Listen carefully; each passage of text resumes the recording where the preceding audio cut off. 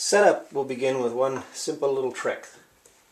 First thing I'm going to do is I'm going to put a capo on the first fret. What that'll allow me to do is set a reasonable action at the 12th fret.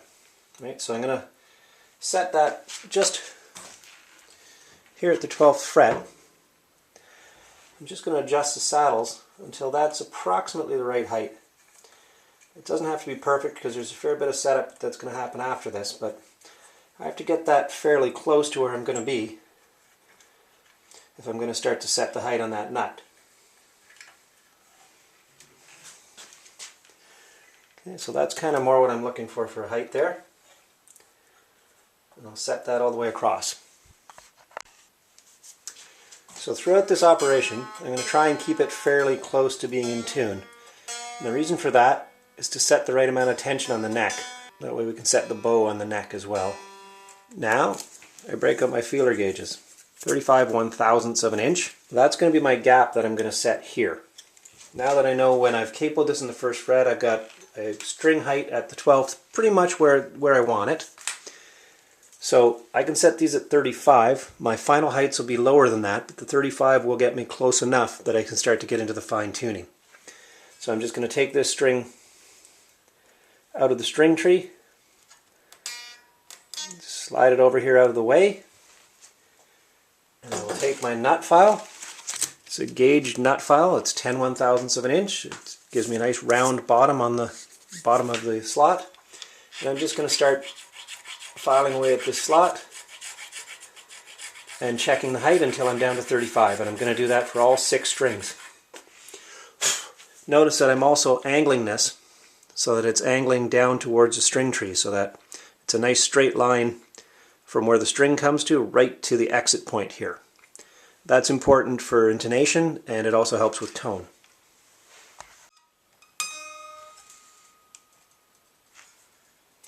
Just a couple more swipes and I'll be at 35. I've got the high E string down at 35 now, and I'll repeat that for the other 5 strings. Some 80 grit sandpaper wrapped around a little piece of hardwood, and I'm going to sand down the nut to the general contour of its final shape.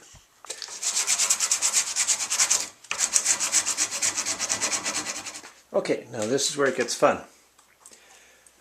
What I've done is I've put in a small dowel underneath here. Right, that will raise the bridge to the neutral position that I'm going to be looking for later when we play. But for now, I'm going to flip the guitar over and I'm going to tighten up the tremolo strings as far as they'll go. It'll keep the bridge pushed down on that dowel so that when I set the intonation and the action, it'll all be set at that height. Later on, what I'll do, when I let the tremolo float again, is I'll adjust these springs until that same height is accomplished. So now what I try to do is I put my capo back on the first fret because I'm still set at 35 1/1000ths at the nut.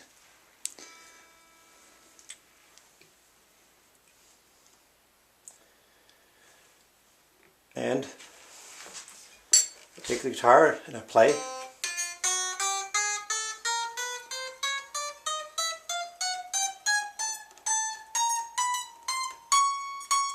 Hearing a little bit more buzz up high than I am down low.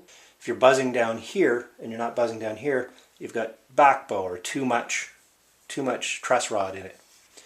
But I think I'm pretty good. So now what I'll do is I'll adjust this string to see what the minimum height I can get away with is. Each time I adjust it, I need to make sure it's back in tune. If it goes down in pitch and it's at a lower tension, it's not going to be an accurate representation of what will buzz or what won't. I'm doing a half a turn at a time on the saddle adjusters. And I'll just keep repeating this for all 6 strings until I get them all at the lowest action that they'll play at. I've set all the strings as low as they can go. On the A string and the G string I get a little bit of fret noise till about the 5th fret and then it goes away.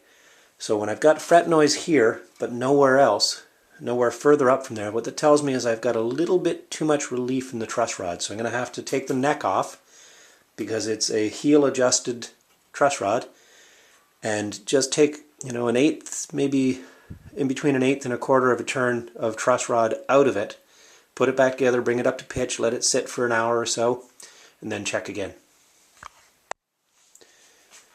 The action is set nice and low.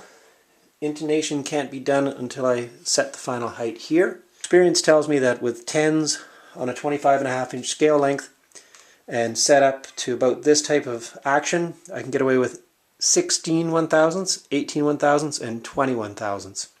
So I'll get my feeler gauges out and I'll take that nut down to the final heights. So one thing that I'm going to do that's a little bit odd is I'm going to just do a little bit of rounding at the top of my 13. What I'm doing is I'm just creating some clearance up there. So now I'll go back to my 10. And I'm going to roll that back and forth a little bit as I'm filing as well.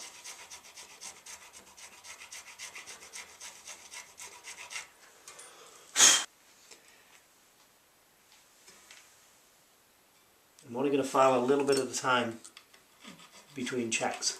And I'm going to continue like that until I've got those heights. Okay, the nut has been set to the final height, and then the top of it's been filed down so that the strings don't bind in it. So the only thing left to do is the intonation. The first thing we do is we check our tuning. Okay, so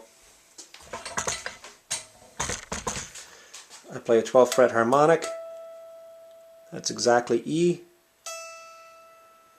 I press it down, that's also exactly E, so that does not require any intonation adjustment. This one actually goes slightly flat, so I need to shorten the string slightly. Go a half a turn. Now I have to bring this back up to a G.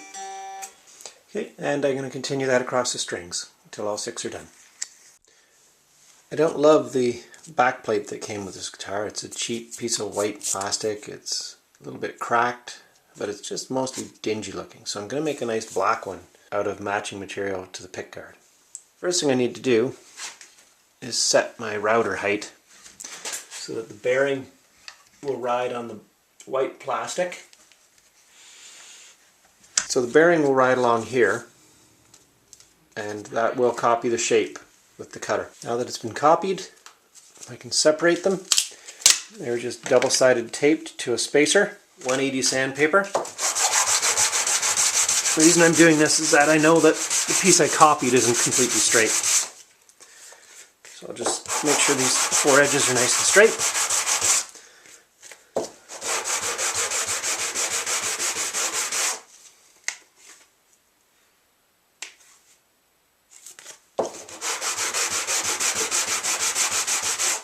Okay, it's all sanded on the edges. We're going to do that a little bit better with fine wet sanding later on. But for now, I'm going to drill the holes. So I just take an awl. I've got the pieces taped together to keep them aligned. I'll just put 6 dents here so the drill knows where to go.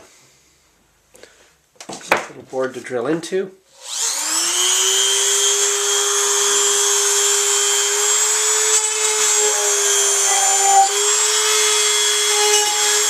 We've got our pilot holes. We'll just drill those a little bit bigger to this size, and then we'll put our countersinks on and we're ready to install. I'm not going to do a hole or a slot because they never really line up anyways, so I'll just take this plate off when I need to change the strings.